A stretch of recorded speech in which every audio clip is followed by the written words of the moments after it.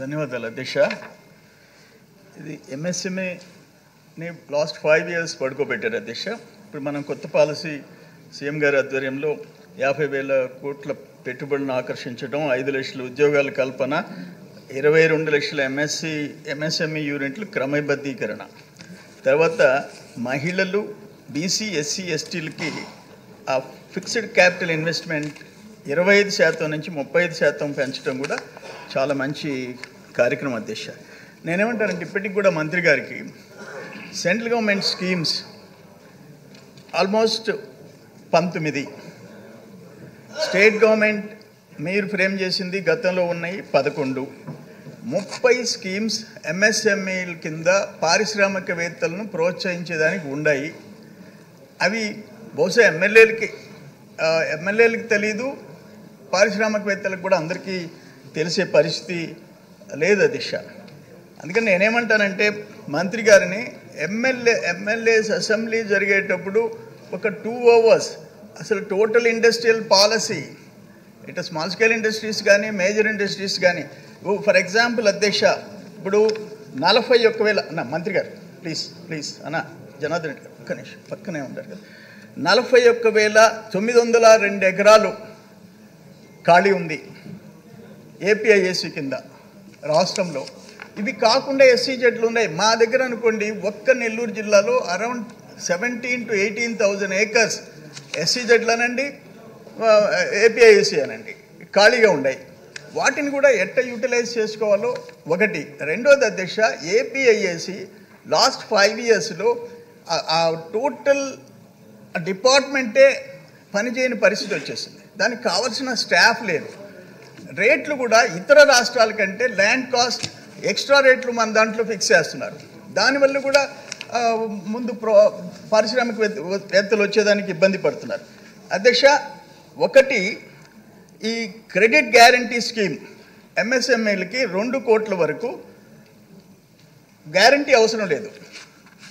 ఇవాళ ఎస్ఎల్బీసీలో మీరు ఇప్పుడు 2 కోట్ల నుంచి 5 కోట్లకు పెంచినట్టు మేము తిన్నాం, సంతోషం.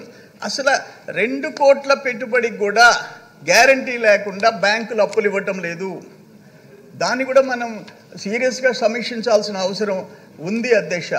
అందుకని నేనేమంటానంటే, ఇప్పుడు ఇక్కడ ఆయన లాస్ట్ టైం గవర్నమెంట్లో ఓ పాలసీ తెచ్చాడు, ఏపీ ఎక్స్పో పాలసీ ఇన్ 2022. ఆ గవర్నమెంట్ టెన్యూర్ కంప్లీట్ అయిపోయింది కానీ గైడ్ లైన్స్ కూడా ఇవ్వలేదు.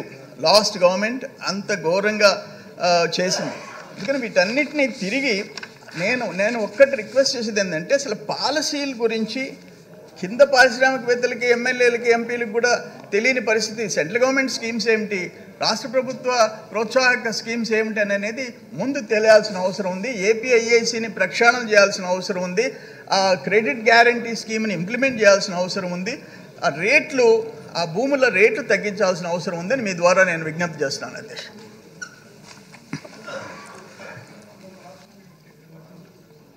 రవికుమార్ గారు.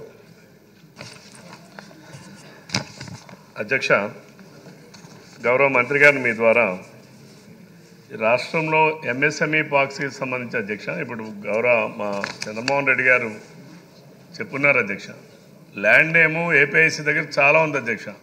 అది నేమ్ ఆఫ్ ఎంఎస్ఎంఈ కావచ్చు, సజ్ కావచ్చు, ఏపీఐసీ దగ్గర కావచ్చు. ల్యాండ్ కాస్ట్ చాలా విపరీతంగా ఉండడం వలన పారిశ్రామికవేత్తలు కానీ ఎవరు ముందుకు రాలేకపోతున్నారు అధ్యక్ష. దానిపైన తగ్గించే ఆలోచన, దాన్ని రివ్యూ చేసి తగ్గించే ఆలోచన ఏమైనా ఉందా ప్రభుత్వంలో? రెండవది, నేను లాస్ట్ టైము గతంలో శాసనసభ్యుడిగా ఉన్నప్పుడు నా నియోజకవర్గంలోనే 130 acres ఎంఎస్ఎంఈ పార్క్స్కి ఇచ్చాము అధ్యక్ష. అట్లాగా ఎంఎస్ఎంఈ పార్క్స్ కోసం ఏదైతే ల్యాండ్ తీసుకున్నారో నోటిఫై చేశారా? వాటిని ఎంఎస్ఎంఈ పార్క్స్ కోసం నోటిఫై చేసుంటే మీరు ఇంతవరకు తీసుకున్నటువంటి చర్యలు ఏంటి? ఫర్ ఎగ్జాంపుల్ నా కాన్స్టిట్యున్సీలో అయితే ఆ రోజు ఎట్లా ఉందో ఎక్కడేసిన గొంగలు అక్కడనే ఉంది. గత 5 సంవత్సరాలు కూడా అప్పుడు ఉన్నటువంటి జగన్మోహన్ రెడ్డి ప్రభుత్వం ఈ రాష్ట్రానికి ఒక పరిశ్రమలు రాలా, ఉన్న పరిశ్రమలన్నీ ఈ రాష్ట్రం నుంచి తరలిపోయినటువంటి సంగతి మనందరికీ తెలుసు. పాలసీలు ఇచ్చారు తప్ప రూల్స్ లేవు అధ్యక్ష. నేను గౌరవ మంత్రి గారు నేను కోరేది ఏంటంటే, మీరు ఇచ్చినటువంటి ఇండస్ట్రియల్ పాలసీ కావచ్చు, ఎంఎస్ఎంఈ పాలసీ కావచ్చు, పాలసీ రిలేటెడ్గా రూల్స్ కూడా మీరు తక్షణమే ఫ్రేమ్ చేసి దీనిపైన ఈరోజు గౌరవ ముఖ్యమంత్రి గారు చెప్తున్నారు ప్రతి ఇంటికి ఒక ఎంటర్ప్రెన్యూర్ని తయారు చేయాలని. ప్రతి ఒక్క ఇంటికి ఒక ఇంట్లో ఎంటర్ప్రెన్యూర్ తయారు కావాలి అంటే ఎంఎస్ఎంఈని బాగా మనం డెవలప్ చేయాలి, బాగా విస్తృతమైన ప్రచారంలో తీసుకెళ్ళాలి. మీరు దీనిపైన తదుపరి చర్యల కోసం మీరేమైనా తీసుకోబోతున్నారా? ఎవరైనా ఇంటర్వెన్షన్ కార్యక్రమాలు కానీ, ఓరియంటేషన్ ప్రోగ్రామ్స్ కానీ, లేకపోతే ఎక్స్పోజర్ కార్యక్రమాలు కానీ చేయబోతున్నారా? గౌరవ మంత్రి గారిని తన ద్వారా అడుగుతున్నాను అధ్యక్ష. శంకర్రావు గారు.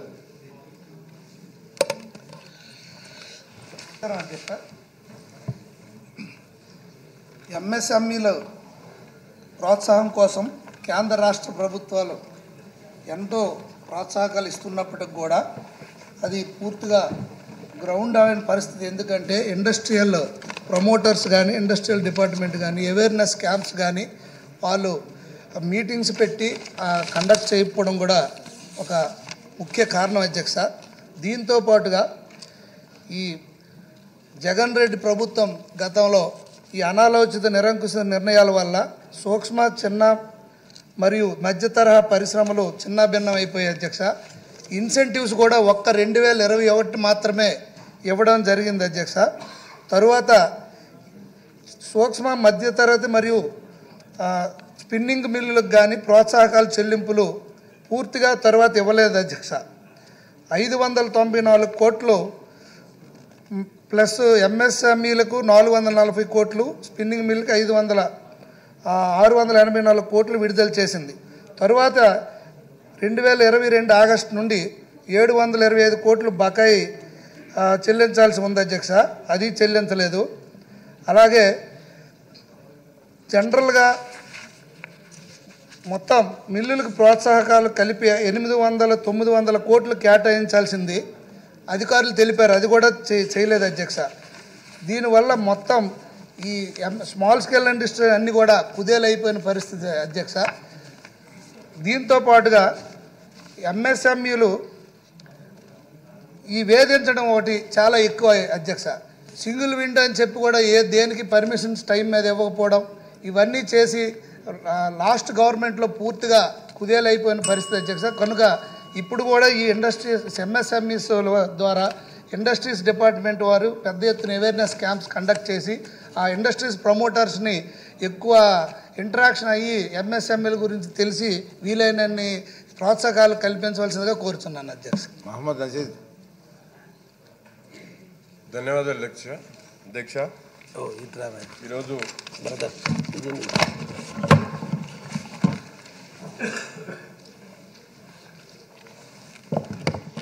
భారతదేశంలో కానీ ఆంధ్ర రాష్ట్రంలో కానీ ప్రధానమైనటువంటి అభివృద్ధి చెందేటువంటి క్రమంలో ముఖ్యమైనటువంటి పరిశ్రమలు అలాగే సర్వీస్ సెక్టార్కి సంబంధించినటువంటి అనేక ఇండస్ట్రీస్ ఎంఎస్ఎంఈ సెక్టార్ల కింద వస్తూ ఉన్నాయి. గత ప్రభుత్వంలో అయితే పూర్తిగా నిర్లక్ష్యమైనటువంటి ఈ సెక్టారు మన కూటమి ప్రభుత్వం ఏర్పడ్డ తర్వాత ఎంఎస్ఎంఈ పాలసీతో కొత్త విధానంతో ఈ ప్రభుత్వం కొన్ని నిర్ణయాలు తీసుకుంది అధ్యక్ష. కానీ గత ప్రభుత్వంలో జరిగినటువంటి తప్పిదాలతో ఇప్పటికే ఆ సెక్టార్ అంతా కూడా కుప్పకూలిపోయేటువంటి పరిస్థితులు ఉన్నాయి. కేంద్ర రాష్ట్ర ప్రభుత్వాలు ఇచ్చేటువంటి ప్రోత్సాహకాలు పూర్తి స్థాయిలో కింద స్థాయి వరకు వెళ్ళేటువంటి కార్యక్రమాలని పూర్తిగా ఎంఎస్ఎంఈ సెక్టార్కి సంబంధించినటువంటి ప్రతి ఒక్క ఎంటర్‌ప్రెన్యూర్ని బలోపేతం చేసేటువంటి దిశగా కొన్ని కార్యక్రమాలు తప్పకుండా ప్రభుత్వం ద్వారా ఉండాలనేటువంటి ఆలోచన ఈరోజు సభ ద్వారా మీకు సభను తెలియజేస్తూ ఉన్నాం. ముఖ్యంగా ఈరోజు చూస్తూ ఉన్నాం ఎంఎస్ఎంఈ పార్క్స్ అని చెప్పి 29 పార్కులు ఆంధ్ర రాష్ట్రంలో ఉన్నాయి. కానీ వాటిలో ఎంతవరకు అభివృద్ధి ప్రణాళికలతో వారికి కావాల్సినటువంటి సపోర్ట్ ఉంది అనేది ఒకసారి కన్ఫ్యూజన్లో ఉంది అధ్యక్ష. అనేక స్కీమ్స్ కేంద్ర రాష్ట్ర ప్రభుత్వాలు ప్రకటించినప్పుడు కూడా క్షేత్రస్థాయిలో ఉన్నటువంటి అధికారులు ఏ ఒక్క ఎంటర్‌ప్రెన్యూర్ దగ్గరికి వెళ్ళి ఏదైతే మన ప్రభుత్వ ముఖ్యమంత్రి గారి ఆలోచన ఉందో ప్రతి ఇంటికి ఒక ఎంటర్‌ప్రెన్యూర్ కావాలనేటువంటి ఆలోచన దిశగా ఈ ప్రభుత్వం ఉన్నటువంటి అధికారులు ముందుకు సాగినటువంటి పరిస్థితులు కనిపిస్తూ ఉన్నాయి. చాలా ఇండస్ట్రీస్ ఈరోజు చూస్తూ ఉంటే మినిమం సపోర్ట్ కూడా దొరకనటువంటి పరిస్థితుల్లో ఈరోజు ఇండస్ట్రీస్ ఉన్నాయి. ఫ్యాబ్రికేషన్ ఇండస్ట్రీ కానీ, ఎందుకంటే గుంటూరుకు సంబంధించినటువంటి దాంట్లో వేలాది మంది ఫ్యాబ్రికేషన్ ఇండస్ట్రీ మీద డిపెండ్ అయినటువంటి ఉన్నాడు. కానీ అక్కడ కేంద్ర ప్రభుత్వం పెట్టినటువంటి సిడిపి పథకం కానీ, కామన్ ఫెసిలిటీ సెంటర్స్ కానీ ఇప్పటి వరకు కూడా ఏర్పాటు చేయకపోవడం అనేది చాలా దురదృష్టకరం అధ్యక్ష. 8 నెలల నుంచి ప్రపోజల్స్ అన్ని కూడా ఉన్నాయని చెప్తా ఉన్నారు, కానీ మౌలిక వసతులు ఈవెన్ ఆటో నగర్కి సంబంధించినటువంటి దాంట్లో మంచినీటి కుళాయి కనెక్షన్ ఇవ్వాలంటే 18,000 రూపాయలు ట్యాక్స్ మంచినీటి కనెక్షన్ కోసం కట్టమని చెప్పి అడుగుతున్నటువంటి పరిస్థితులు ఉన్నాయి. ఈరోజు అటువంటి దాంట్లో ఒక మంచినీళ్ళు ఈరోజు ప్రభుత్వం గొప్పగా ఎన్నో స్కీమ్స్ని వాళ్ళకి అందిస్తూ ఉన్నారు, ఎన్నో స్కీమ్స్ని ఎన్నో శాంక్షన్స్ని ఇస్తూ ఉన్నారు. కానీ మంచినీటి కుళాయి కనెక్షన్ కోసం ఏపీఐసిసి గుంటూరులో 18,000 రూపాయలు కట్టమని చెప్పి ఒక చిన్న స్థాయి పారిశ్రామిక ఏర్పాటు చేసుకునేటువంటి వ్యక్తులను అడగడం అనేది చాలా బాధగా ఉంది అధ్యక్ష.